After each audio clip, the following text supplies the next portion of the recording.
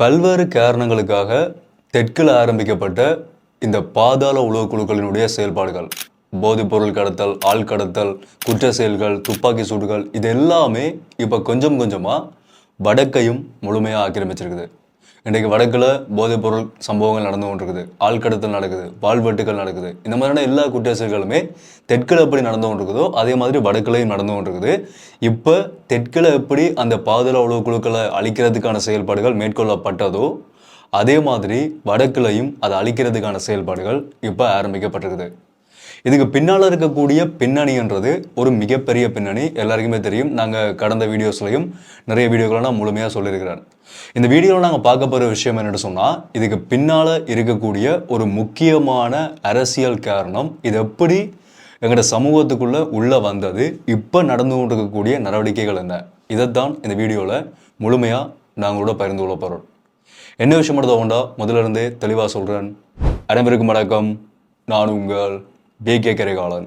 அதே நேரத்தில் தெளிவாக பார்க்குறதுக்கு முதல் என்னோட சேனலுக்கு தான் யாராவது புதுசாக வந்து பார்த்து கொண்டு வந்தீங்கன்னு சொன்னால் தொடர்ச்சி இந்த மாதிரி நியூஸ் அல்லது அப்டேட்ஸ் அது மாதிரி இன்ஃபார்மேட்டிவ் வீடியோஸ் தொடர்ச்சியாக பார்க்கணும்னு சொன்னால் இப்போவே சப்ஸ்கிரைப் பண்ணி அந்த பெல் ஐக்கனை கிளிக் பண்ணி ஆல் ஆப்ஷன் வச்சு கொடுங்க. அப்போ நான் அப்லோட் பண்ணுற வீடியோஸ் எல்லாமே தொடர்ச்சி உங்களுக்கு கொடுங்க நோட்டிஃபிகேஷன்ஸாக வரும். அதே மாதிரி யாராவது நான் பர்சனலாக ஃபாலோ பண்ண வச்சுக்கணும் சொல்லலாம். இன்ஸ்டாகிராமில் போய் BK கரிகாலன் சர்ச் பண்ணிங்கன்னு சொன்னால் அந்த ப்ரிஃபர் மாதிரி ஃபாலோ பண்ணிக்கொள்ளுங்க. இந்த வீடியோவை லைக் பண்ணுறதுக்கு மட்டும் இதோட கடைசியில் எல்லாருக்குமே இந்த வீடியோ ஷேர் பண்ணிவிட்ருங்க. நீங்கள் ஒரு பிஸ்னஸ் ஆரம்பிக்கணும், இல்லாட்டி வாழ்க்கையில் நான் பெரிய ஒரு இடத்துக்கு போகணும், வெற்றிகரமாக வரணும், லைஃப்பில் சக்ஸஸ் ஆகி நல்ல ஒரு நிலைமைக்கு செட்டில் ஆகி போகணுமென்ற ஒரு ஐடியாவில் இருக்கிற ஒரு ஆளாக இருந்தீங்கன்னு சொன்னால், நான் லாஸ்ட்டாக அப்லோட் பண்ணியிருக்கிற என்னுடைய முதலாவது டாக் வித் BK போட்காஸ்ட்டை மறக்காமல் செக் பண்ணி பாருங்கள். நிறைய விடயங்களை ஒரு சக்ஸஸ்ஃபுல்லான பிஸ்னஸ் பர்சனோட நான் முழுமையாக காய்ச்சிருக்கிறேன். கண்டிப்பாக உங்களுக்கான வாழ்க்கையில் ஒரு மாற்றத்துக்கான ஒரு அடித்தளமாக அது இருக்கும்னு சொல்லி நான் நினைக்கிறேன். ஸோ கட்டாயமாக செக் பண்ணி பாருங்கள். எல்லாருக்குமே பயனுள்ள ஒரு போட்காஸ்ட்டாக இருக்கும். எல்லாருக்குமே தெரியும், இலங்கைக்குள்ள யுத்தம் முடிவடைந்ததுக்கு பிறகு, அதாவது 2009ஆம் ஆண்டுக்கு பிறகுதான் இலங்கையினுடைய வடக்கு கிழக்கில் இந்த போதைப் பொருள்ன்றது ஆக்கிரமிக்க ஆரம்பித்தது. அதுக்கு முதல்ல இருந்த காலகட்டங்களில் போதைப் பொருள்னு சொன்னால் என்னென்னே தெரியாமல் ஒரு கஞ்சான்னு சொன்னால் கூட ஐயோ கஞ்சா போதைப் பொருளான்னு சொல்லி நாங்கள் ஒரு அதிர்ச்சியாகிற அளவுக்கான போதைப் பொருளாக தான் கஞ்சாவே இருந்தது. ஆனால் இன்றைக்கு வடக்கில் போய் அதை பார்த்தோம்னு சொன்னால் சரியான ஒரு சாதாரணமான போதைப் பொருள் மாதிரி கஞ்சா மாறிட்டு ஹெரோயின், ஐஸ்ன்னு சொல்லி இன்னும் அதிகமான போதைப் பொருட்கள்லாம் வடக்கையும் ஆக்கிரமிச்சிருக்குது. தெற்கில் எப்படி இருக்குதோ அதே மாதிரி தான் வடக்கிலும் நிலைமையும் போய்கொண்டிருக்குது. இந்த போதைப் பொருள் ஆக்கிரமிப்புக்கான பிரதானமான ஒரே ஒரு காரணமாக சொல்லப்படுறது, யுத்தத்துக்கு பிறகு எங்களோட தமிழ் இளைஞர்களினுடைய மனநிலையை முழுமையாக மாற்றணும், அவர்கள் அதே ஒரு நிலைமைக்குள்ளே இருந்துடக்கூடாது என்ற ஒரு நோக்கத்தோடு தான், ஒரு உள்நோக்கத்தோடு தான் இந்த போதைப்பொருள் கலாச்சாரம் வடக்கில் முழுமையாக ஆக்கிரமிச்சுன்றது வெளிப்படையாக சொல்லப்படக்கூடிய ஒரு முக்கியமான ஒரு காரணம்.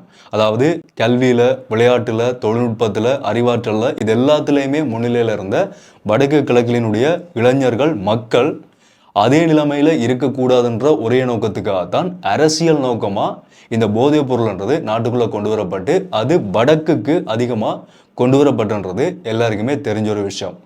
ஆனால் இது தெற்கில் எப்படி ஆரம்பிச்சதுன்னு சொன்னால், உண்மையாக சொல்ல போனால் வடக்கில் ஆரம்பித்ததுக்கு பிறகுதான் தெற்கிலையும் அதிகமாக ஆரம்பிச்சதாக சொல்லப்படுது. ராஜபக்சர்கள், இலங்கையினுடைய நீண்ட காலம் ஆட்சியில் இருந்த இந்த மஹிந்த ராஜபக்ச, அதே மாதிரி ராஜபக்சனுடைய குடும்பத்தினர் தான் இந்த பாதாள உளவு குழுக்களினுடைய செயல்பாடுகளுக்கு பிரதானமான காரணங்களாக இருந்தார்கள்ன்றது இப்போ கைது செய்யப்பட்டிருக்கக்கூடிய பாதாள உளவு குழுக்களினுடைய செயற்பாட்டாளர்கள் வழங்கக்கூடிய வாக்குமூலங்கள்ல இருந்தும் வெளிவரக்கூடிய தகவல்கள் இருந்தும் நாங்கள் நேரடியாகவே பார்த்து கொண்டிருக்கிறோம்.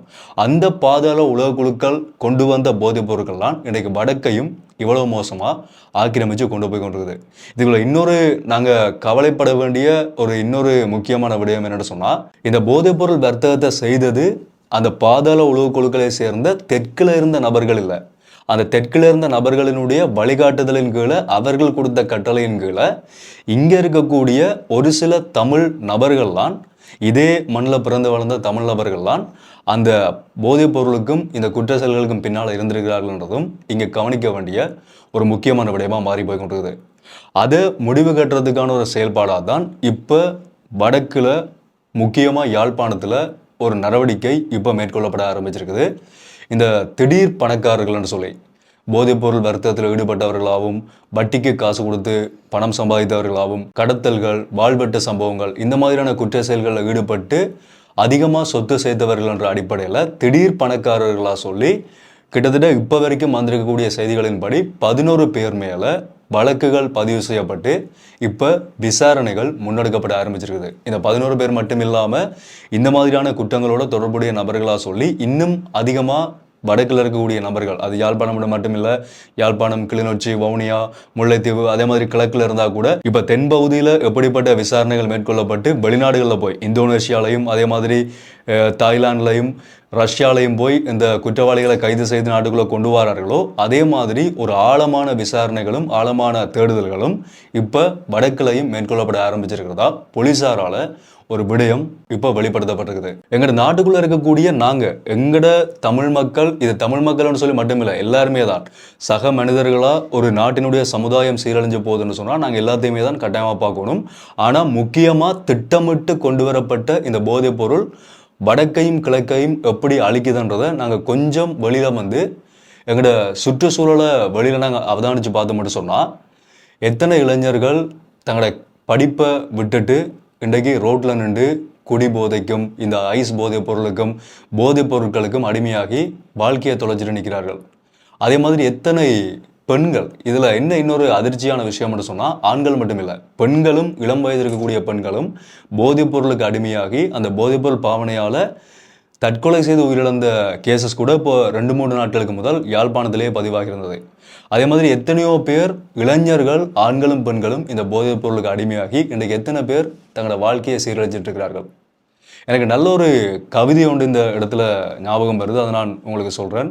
எப்படின்னு சொன்னால், இந்த போராட்டத்தில் உயிர் நீத்த ஒரு போராளியினுடைய மனநிலை, அதாவது போராடும்போது அவர் தன்னுடைய உடம்பில் சன்னம் பாஞ்சு உயிரை விடும்போது அவரோட மனநிலை எப்படி இருந்தேன்னு சொன்னால், நான் அந்த போராட்டத்தில் என் உயிரை விட போறனே என்ற கவலை அவருடைய கண்ணில் இல்லை.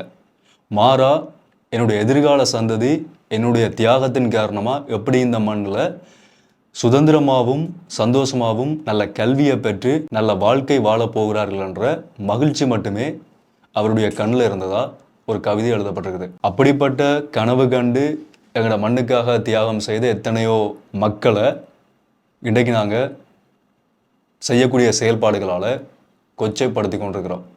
அதுதான் வெளிப்படையான உண்மை. கடந்த காலமாக இருந்தால் கூட அவர்களுடைய தியாகங்களும், ஒரு மனிதன் சக மனிதனுக்காக செய்த உயிர் தியாகம் என்றது அது மதிப்பிட முடியாது. அதுக்கான ஒரு மரியாதையை கொடுக்க வேண்டியதுக்காகவாவது கட்டாயமாக நாங்கள் எங்களுடைய பழைய நிலைமைக்கு திரும்பி ஆகணும்ன்றதான் எல்லாருடைய ஒரு விருப்பம். அது மிகப்பெரிய ஒரு நீண்டகால செயல் திட்டம் எல்லாம் இல்லை. என்ன, ஒரு 16 வருடங்கள் போதைப்பொருள் மூலமாக எங்களை ஆக்கிரமிச்சிருக்கிறார்கள். ஆனால் நாங்கள் 30, 40, 50, 60 வருடங்களாக, சொல்லப்போனால் 1000 வருடங்களாகவே இதே மண்ணில் பெரிய ஒரு நிலைமையில் முன்னணியில் இருந்த மக்கள். அப்போ நாங்கள் திரும்பவும் நினைச்ச மட்டும் சொன்னால் நிச்சயமாக அதே நிலைமைக்கு வர முடியும். இலங்கையை தாண்டி உலகளவில் கூட எங்களோட ஈழத்தமிழர்கள் எத்தனையோ சாதனைகள் படைத்திருக்கிறார்கள். அதே நிலைமைக்கும் நாங்கள் நினைச்ச மட்டும் சொன்னால் இன்றைக்கும் வர முடியும்.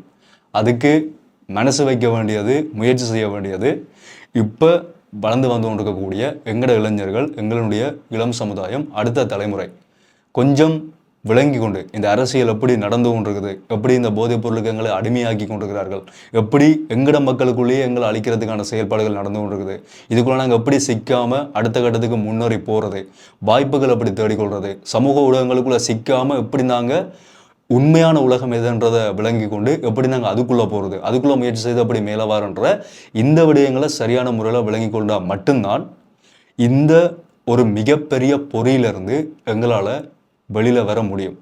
அது இலங்கையினுடைய பெரிய அரசியல் மாற்றங்களால், ஜனாதிபதி மாறினாலோ அரசியல்வாதிகள் மாறினாலோ நடக்கும்ன்றது கேள்விக்குறிதான். ஆனால் இந்த உலகத்தில் நாங்கள் ஒரு விஷயத்தை நினைச்சா மட்டும்தான், உலகத்தில் என்ன வேணாலும் மாறலாம், நாங்கள் சரியாக இருக்கணும்னு நாங்கள் நினச்சா மட்டும்தான் எங்களால் மேலே வர முடியும்.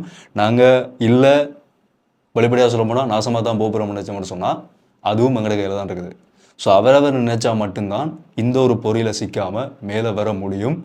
நிச்சயமாக இதுக்கு பின்னால் இருக்கக்கூடிய இந்த அரசியல்வாதிகள் காலம் கர்மாயிச பூமராங்கன்ற மாதிரி காலம் ஒரு பதிலை இந்த ராஜபக்சர்களுக்கு காட்டியிருக்குது. திரும்பவும் இப்போ இருக்கக்கூடிய வெளியில் இருக்கக்கூடிய ராஜபக்சக்களும் அவர்களுக்கான நீதி கிடைக்கும் என்று சொல்லியும் எதிர்பார்க்கப்படுது. இது உறுதி செய்யப்பட்டு அவர்களுக்கான நடவடிக்கைகள் அப்படி மேற்கொள்ளப்படும்ன்றதை நாங்களும் பொறுத்திருந்து பார்ப்போம். கட்டாயமாக எல்லாருமே சிந்திக்க வேண்டிய ஒரு முக்கியமான விடயமாக இருக்கிறபடியாக இந்த வீடியோ மூலமாக இதை நான் உங்களோட பகிர்ந்து கொள்கிறேன். இதை பற்றின உங்களுடைய கருத்துக்களை தாராளமாக கீழே கமெண்ட்டில் சொல்லிடுங்க. நம்பிக்கையோட காத்திருப்போம். தொடர்ச்சியான அப்டேட்ஸ் பார்க்கணும்னு சொன்னால் சப்ஸ்கிரைப் பண்ணி அந்த பெல் ஐக்கனை கிளிக் பண்ணி ஆல் ஆப்ஷன்ஸ் கொடுங்க. அப்போ நான் அப்லோட் பண்ணுற வீடியோஸ் எல்லாமே தொடர்ச்சி உங்களுக்கு கொடுங்க நோட்டிஃபிகேஷன்ஸாக வரும். மீண்டும் ஒரு வீடியோவில் சந்திப்போம். நன்றி.